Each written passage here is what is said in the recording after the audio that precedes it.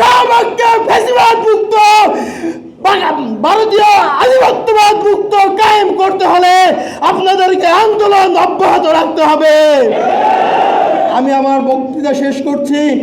আপনারা হাদির 8 মাসের সন্তানের জন্য দোয়া করবেন, ওর ওয়াইফের জন্য দোয়া করবেন। হাদির ছোট বোন, আমার বাবা মৃত্যুর পরে আমরা 2 ভাই অসহায় ছিলাম। আমার ছোট বোন আমাদেরকে বড় করেছেন, তার বেতনের টাকা দিয়ে আমাদেরকে পড়াশোনা করেছেন। ও খুব বেশি অসহায় হয়ে পড়েছে, মানসিকভাবে অসুস্থ হয়ে গেছে। খাস করে ওর জন্য আপনারা দোয়া করবেন। আল্লাহ আপনাদেরকে ওসমানের স্বপ্নকে বাস্তবায়ন করার তৌফিক দান করুক, আমিন। আমি হাদির একজন সহযোদ্ধা ছিলাম। হাদি যখন গুলিবিদ্ধ হয়েছে, একই রিকশার বাম পাশে আমি বসা ছিলাম। হাদি ডান পাশ থেকে সন্ত্রাসীদের হাতে গুলিবিদ্ধ হয়েছে। কান্না করার জন্য আমরা রাজপথে নামি নাই।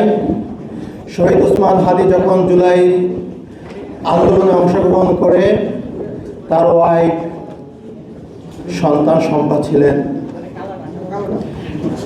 দিনের পর দিন, রাতের পর রাত যখন বাসায় ফিরতে পারেন নাই, আমাদের পরিবারের পক্ষ থেকে তাকে বারবার বলা হতো পরিবারের কথা চিন্তা করতে হবে, নিজের নিরাপত্তার কথা চিন্তা করতে হবে। তার একটাই জবাব ছিল, আমাকে আমার আল্লাহ রক্ষা করবে। আমি যদি চলে যাই, এদেশের 18 কোটি জনতা আমার পরিবারকে দেখে রাখবে। এর চেয়ে বড় নিরাপত্তা আর কেউ দিতে পারবে না। যদি আমি আমার রবের ডাকে সাড়া দিয়ে চলে যাই, আপনি শহীদের ভাই হবেন। আমার মাকে বলেছিল, আমি যদি মা চলে যাই, আপনি শহীদের মা হবেন। এর চেয়ে আর গর্বের কিছু নাই। কিন্তু আমি শহীদের ভাই হতে চাই নাই। আমি চেয়েছিলাম রাজপথে বিপ্লবী ওসমানের পাশে থেকে এই বাংলাদেশকে আধিপত্যবাদ মুক্ত করতে। আমি চেয়েছিলাম ইনসাফের বাংলাদেশ যতদিন পর্যন্ত গঠন না হবে, আমরা রাজপথ ছাড়ব না। কিন্তু আজকে ওসমান চলে গেছেন। আল্লাহ ওকে তার সর্বোচ্চ পুরস্কার দিয়ে নিয়ে গেছেন। শুক্রবারে জুমার নামাজের পরে সে গুলিবিদ্ধ হয়ে পরবর্তী শুক্রবার রাতে সে ইন্তেকাল করেছেন সিঙ্গাপুরে। আমাদের পরিবার, ইনকিলাব মঞ্চের ভাই ব্রাদাররা আমরা ঘটনার আকস্মিকতায় ধুমড়ে মুচড়ে গেছি। আমরা এখনও স্বাভাবিক জীবনে ফিরতে পারি নাই। জানি না আমরা স্বাভাবিক জীবনে ফিরতে পারবো কি না।